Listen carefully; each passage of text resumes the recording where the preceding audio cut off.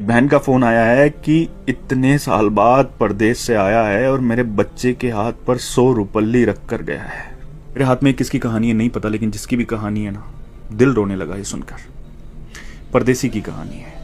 10 साल हो गए थे परदेश में काम करते हुए। पहला साल कर्ज उतारने में और दूसरा तीसरा साल बहन की शादियों की भेंट चढ़ गया।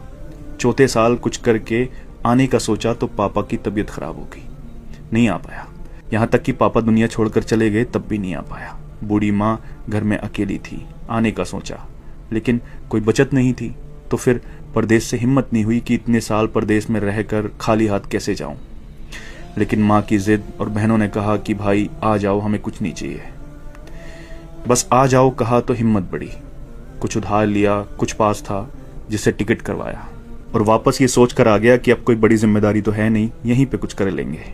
आने के दूसरे दिन बहन से मिलने गया। बहन बच्चों वाली हो चुकी थी। आते वक्त भांजे के हाथ पर 100 रुपए रखकर वापस हुआ। दूसरी बहन के यहाँ पहुंचने पर पास के पैसे भी खत्म हो चुके थे, लेकिन ये उम्मीद थी कि ये बहन ज्यादा नजदीक है, कुछ नहीं बोलेगी। वहां से वापसी पर भांजे के हाथ पर कुछ नहीं रखा और जब घर पहुंचा तो मां ने बताया कि एक बहन का फोन आया है। बहुत बड़ा दिल चाहिए यार ये सुनने के लिए। एक बहन का फोन आया है कि इतने साल बाद परदेश से आया है और मेरे बच्चे के हाथ पर 100 रुपल्ली रख कर गया है। इतना तो हम फकीरों को दे देते हैं। दूसरी बोली, मेरे बच्चों के हाथ पर 10 रुपल्ली भी रख कर नहीं गया, ससुराल में मेरी नाक कटा दी।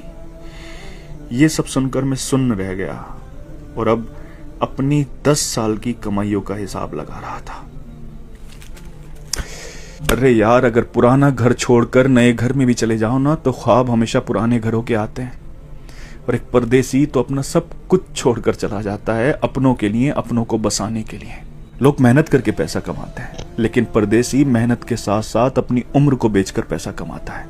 किसी खुशियों में नहीं आ पाता, किसी की मैयत में नहीं आ पाता। सच पूछो तो हमारे सीने में दिल किस तरफ है ना, ये एक परदेसी ही बता सकता है। क्योंकि जब वो अपनों को छोड़कर जाता है ना तो सीने में वही तकलीफ होती है जहां दिल होता है। जुल्म नहीं करते अपने लोग ये कहकर कि तुमने परदेश में रहकर हमारे लिए किया ही क्या है।